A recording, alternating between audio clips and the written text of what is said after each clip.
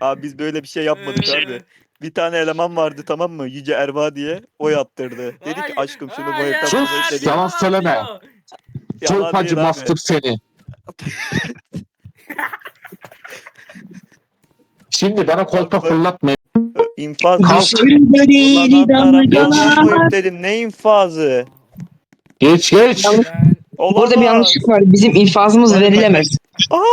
Hayır. Oraya Selçuk, değil. telefonumu Bahçeye aç geçin. aşkım. Selçuk Aa! telefonumu aç Selçuk. Şimdi geçin karşıya. Efendim. Selçuk. Efendim. Kapat, vurun şimdi, vur asker. Neredesin Vur sen? emri verildi. Vurun. Sıkın. Selçuk. Dayayın. Dayayın. Selçuk. Selçuk. Ananı sik. Selçuk. Lan ölüyorum. Selçuk. Doğrusu devletler öldü. Bunları şimdi şey yapın. Hayır. Bunları gömün. Şimdi susun. Asker. Polis.